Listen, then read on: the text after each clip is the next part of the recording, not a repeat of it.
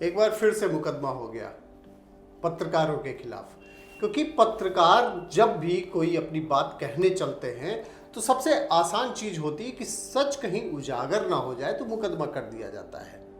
आप सोच रहे होंगे कि हम बात कर रहे हैं यूपी की, लेकिन नहीं, यूपी में जहां अनगिनत पत्रकारों के ऊपर मुकदमे कर दिए गए, जैसे किसी ने एमडीएम की पोल खोल दी उसके खिलाफ मुकदमा हो गया, ऐसे ही कई सारे मुकदमे हो गए जहां भी दिखाया कुछ भी।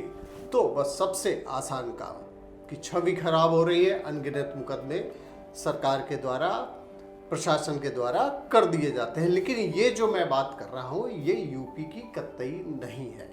और एक बार फिर से ये बात सामने आई है कि लोकतंत्र में अगर पत्रकार अपनी बात नहीं कह सकता तो फिर लोकतंत्र का मतलब क्या है। और इसी पर मुहर लगाई है केरला हाई कोर्ट ने। केरला हाई कोर्ट में क्या हुआ, एक मामला गया, वहां दो पत्रकारों ने जेल में जाके स्टिंग ऑपरेशन किया था और वहां कई चीजें उन्होंने उजागर की थी। मुकदमा होना ही था, मुकदमा हो गया। और उसके बाद में फिर वो लोग अपील में गए जो पीड़ित थे।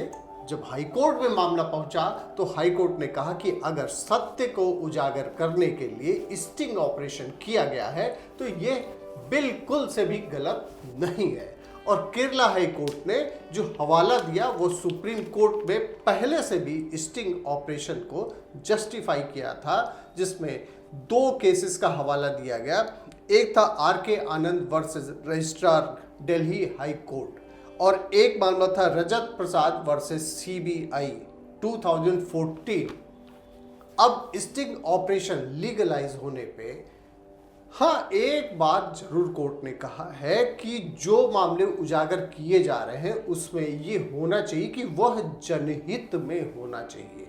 क्योंकि कई बार ऐसी भी शिकायतें मिलती हैं कि कई बार स्टिंग ऑपरेशन करने के बाद ब्लैकमेलिंग भी किया जाता है, वो पूरी तरीके से गलत भी है और कोर्ट ने भी यही कहा है। तो अब पत्रकारों को ये समझ लेना चाहिए कि स्टिंग ऑपरेशन या कोई भी अगर वो सत्यता उजागर करना चाहते हैं, ट्रुथ सामने लाना चाहते हैं तो वह कर सकते हैं। सुप्रीम कोर्ट ने भी पहले कहा है, अभी रिसेंट में केरला हाई कोर्ट ने कहा है। बहुत बहुत धन्यवाद आपका, आपकी खबर देखने के लिए।